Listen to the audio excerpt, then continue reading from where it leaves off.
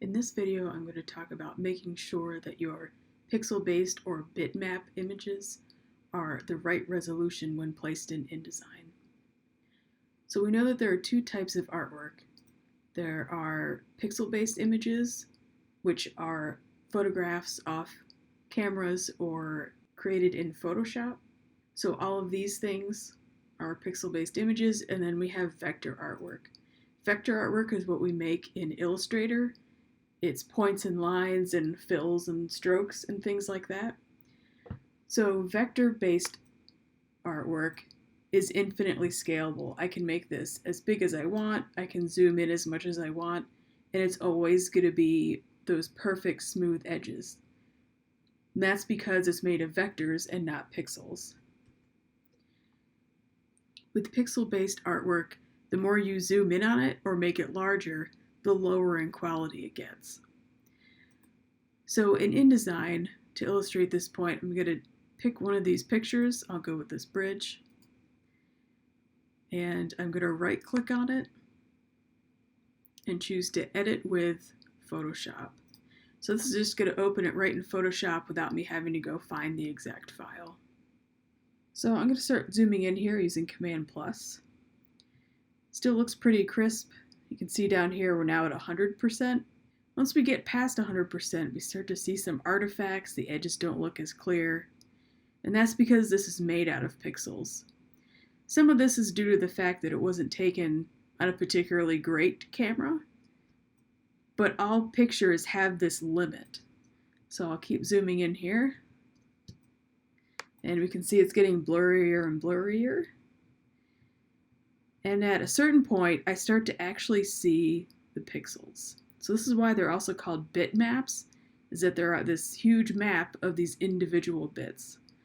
So pixels are single colored blocks that make up images. Most of the time they're square. If I zoomed all the way in, I can see why these edges aren't clean. It's because this whole picture is made up of squares. There's a set number of squares and you need just so many for it to be clear.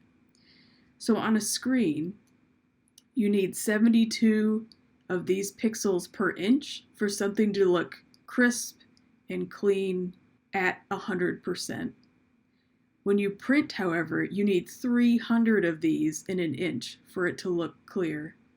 And that's just due to the different ways the data is displayed between a monitor and an ink or toner on a printer. So if you have a picture and you want to see just how big it is, you can open it in Photoshop and go to Image and then Image Size. So this window will show you the entire pixel dimensions and the resolution. So 300 pixels per inch is the standard resolution needed for something that's going to be commercially printed. And again, 72 will work for the web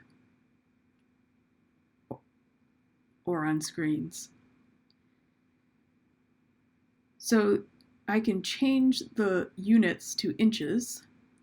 So I can see that if I want to commercially print this photograph, I could print it up to 14.4 by 10.8 inches. Any bigger than that and it's going to start to get blurry. We've all pulled some funny picture off the internet and printed it, came out blurry. That's because it was really small to be on the internet and to be an efficient file on the web. Those files just don't print well. So seeing this here, I'm just going to click cancel. And I'm going to go back to InDesign. And in InDesign, the way to check this if you're working on a file is to select a box and go to your links palette. So I'll pop that open, and you need to expand this lower section. By default, it's not open. I pretty much always have mine open. So click this down arrow, and you may need to pull the bottom down so you can see all the information. This shows us a combination of data about the picture.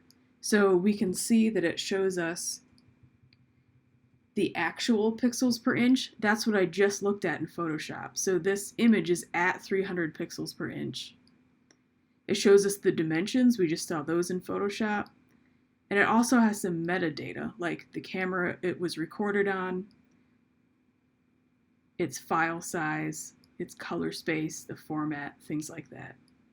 So I can see here that this is only in my document at 20.7% scale, so it's been scaled down just short of 80%. So this means that its effective PPI is 1,449. This is going to print fine. So if I click on my other links, this one has, again, the same 300 pixel per inch actual PPI, but because it's scaled down so much, it's got 821 pixels per inch. So it has all the same pixels, but because the picture is smaller than its actual size by about 2.5 times, all those pixels are crunched together, so there's over 800 per inch instead of just 300. In my larger photo here, which takes up the top big chunk of my poster, this one is only scaled down a little bit, only about 20%. So it's got just a bit more than its actual PPI. So its effective PPI is 376. So when it comes to InDesign, this effective PPI is what we're worried about. You could download a picture from the internet that's enormous, but only 72 pixels per inch. And in order to scale it down to 300, you'd have to make it at least 3 times smaller. So whenever you're working on files, especially for print in InDesign, make sure you check all of your pixel or bitmap file lengths and make sure that that effective PPI is well over 300. When I click on one of my vector links, you'll see I don't have any of that information because this doesn't have resolution, it's just points and lines. So these two files aren't going to show me that data, but it also doesn't matter. So this is scaled at 130%, but I could scale that to 1,000% and it would still look great, even though it wouldn't fit on my page at all. You can also link PDFs into InDesign, and typically that's okay, but if those PDFs have pixel-based images in them, you won't be able to see the effective PPI of those images that are in the PDF and then linked again into InDesign, and that's when it gets dangerous.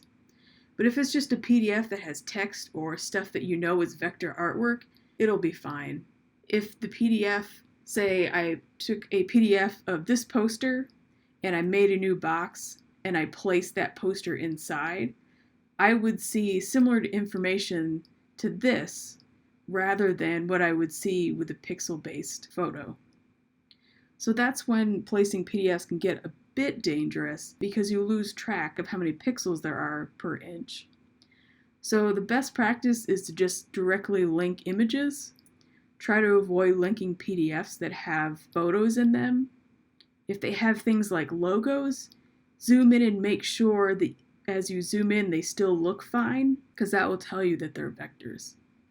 So keep track of this panel at the bottom of your links and make sure that your effective PPIs for something that's going to be printed are at least 300.